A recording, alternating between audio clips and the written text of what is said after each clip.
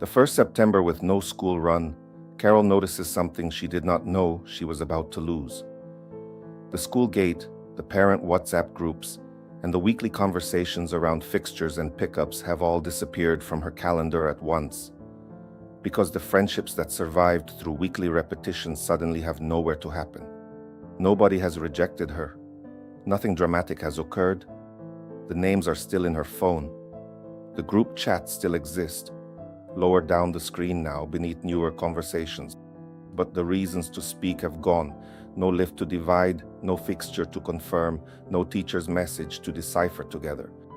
The friendships have not ended. They have lost the place where they used to happen. That is a different kind of empty nest experience. It is not about an empty bedroom or whether Carol knows who she is beyond motherhood. It is about a social system that quietly switched off when the parenting calendar did. And once you can see that system, the silence after it begins to make much more sense.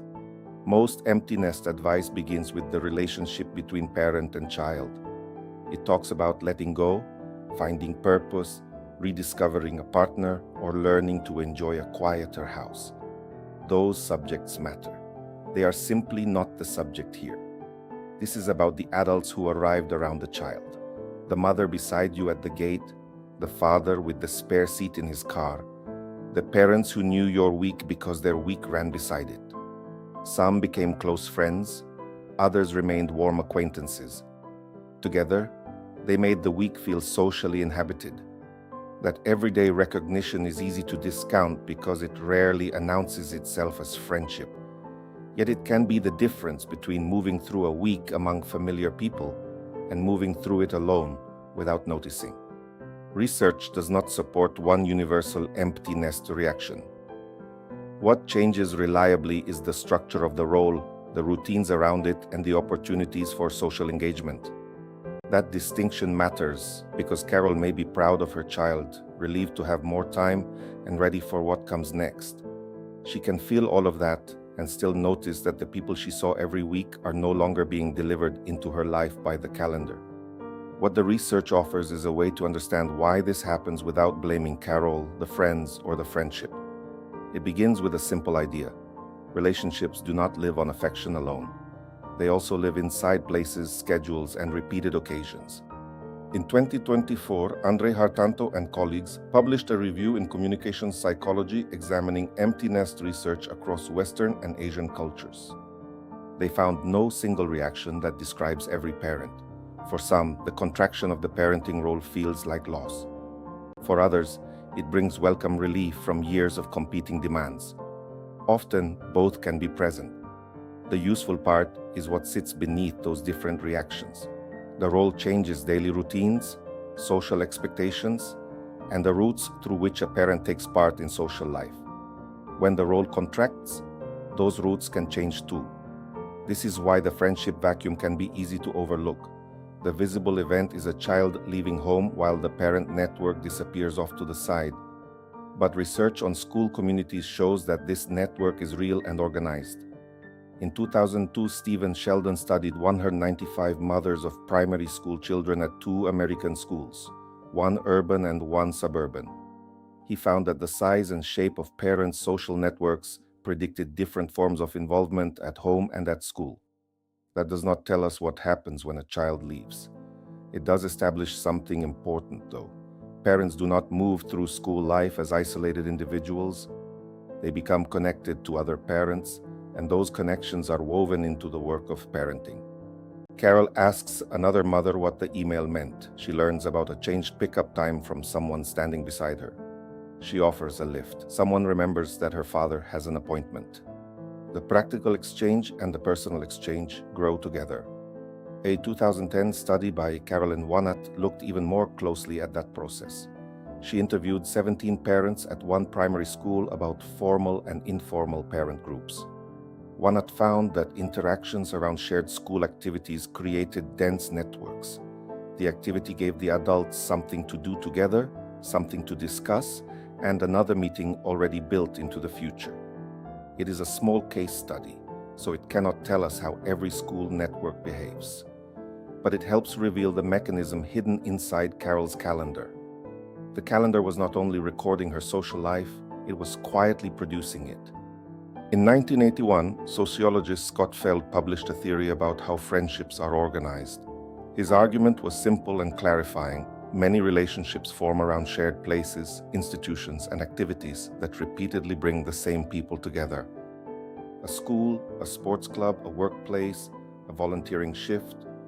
The focus does not create the friendship on its own, but it creates the repeated contact through which friendship becomes possible. When the focus disappears, the contact has to be reinvented from scratch, and most people never quite get around to reinventing it. That is the empty-nest friendship vacuum in one sentence. The people remain, and the focus that assembled them is gone. Carol is 54. She is capable, employed, and pleased that her youngest is moving forward. For 20 years, September told her where to be. There were pickup times, Saturday fixtures, parent messages, shared lifts, and small conversations that resumed without introduction. She did not call these people her network. Some were close friends, some were parents she liked very much but rarely saw outside the children's lives. Some were simply familiar faces who noticed when she was late, asked about her work, or remembered that it had been a difficult week. This September, no one has done anything wrong. The old group still exists. A photograph appears, somebody adds a heart, and the conversation stops again. Carol thinks about messaging one of the women directly. Then she cannot think of a reason that does not sound strangely formal. For years, the reason arrived by itself. There was always something to ask, confirm, offer, collect, or laugh about. Now an invitation has to carry the whole weight of beginning. Carol is not missing the school run itself. She is noticing how many relationships traveled through it. Robert, 57, misses the other fathers from Saturday fixtures more than he expected. They were not confessional friendships, but over years they learned the facts of one another's lives in 10-minute installments beside the pitch. When the fixture ends, none of them quite knows how to invite the others without the children as the stated reason. Back in Carol's week, the free Saturday is welcome. So is the quieter evening. What feels unfamiliar is that no one is already scheduled to be there. The practical task is not to rebuild the old calendar. It is to replace one vanished occasion with one recurring adult context. That distinction prevents two common mistakes. The first is trying to preserve every parent friendship through individual effort. The second is filling the new space with activities that happen once, with different people each time. Feld's theory suggests a more precise aim. Choose a focus that can do some of the social work the parenting calendar used to do. It needs a place, a rhythm, and a reason for the same people to return. A useful focus also lowers the social stakes. Carol can arrive to walk, sing, organize, plant, or help, rather than arriving with the exposed instruction to make a friend before she goes home. This might involve people Carol already knows. She may decide that two school gate friendships deserve a context of their own. The invitation can be plain. I miss our Saturday conversations. Would you fancy making the first Saturday morning of each month a walk and coffee?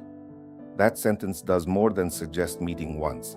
It proposes a new container. The first Saturday, the same route, another date already implied. Carol does not need to recreate the entire parent group.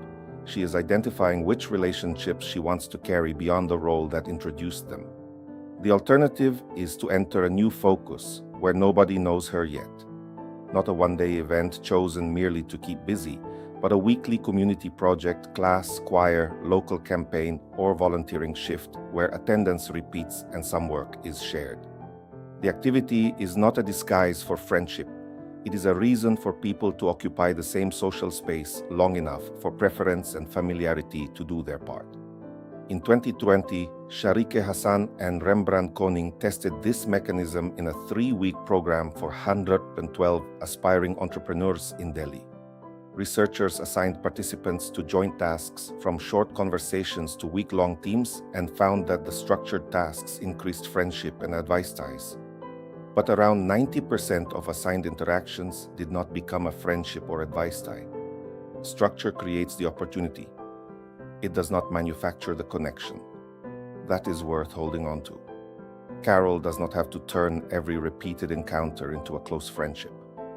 She only has to stop asking a single conversation to do the work that 20 Saturdays once did.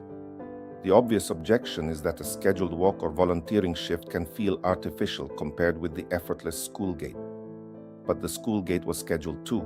Its structure was simply hidden inside the children's needs. Deliberate does not mean false. It means the adults are finally taking responsibility for the occasion. The first meeting may feel slightly formal. By the fourth, there is already a last time to refer back to and a next time to assume. That is what a focus gives you, not instant closeness, but somewhere for closeness to become possible. There is a harsh way to interpret a friendship that weakens when its context ends. You can decide it was never real enough. You can blame yourself for failing to maintain it or the other person for not trying harder. But that turns a structural change into a moral verdict. The friendship did not fail a test. The room in which it knew how to exist was removed. Inside that room, the kindness was real. The laughter was real. The person who noticed Carol was quieter than usual was really noticing. The friend who stayed beside her after everyone else left was really staying. A context helped those moments occur. It did not counterfeit them. That matters because adulthood is full of relationships held inside roles. Colleague, neighbor, fellow volunteer, parent at the gate. We often recognize the value of the person only after the role stops arranging the meeting. For 20 years, Carol thought the calendar was organizing the children. It was also organizing the adults. The occasion was doing social work in the background. Now the occasion is gone and the social work has to be done on purpose. That is not a failure of friendship. It is the moment friendship becomes visible as something that needs a place to live. Carol does not need a replacement child, a replacement identity, or a busier diary. She needs one recurring place where the same people can become familiar again. That place may begin with someone from the old parent network and a monthly walk that belongs to the adults now. Or it may begin in a room she has never entered, doing useful work beside people she has not met yet. The important part is not novelty, it is return. A date that expects her, a shared activity that gives conversation somewhere to begin. Another meeting already waiting, so neither person has to invent the friendship from scratch each time. If you are trying to build stronger connections later in life, the connection letter is made for you. Every Saturday, I send a free email with one research insight, one practical suggestion, and one question to reflect on during the week. The link is in the description. For now, ask yourself one simple question. What recurring place, shared task, and fixed rhythm could become the new focus that brings the same people back into your week?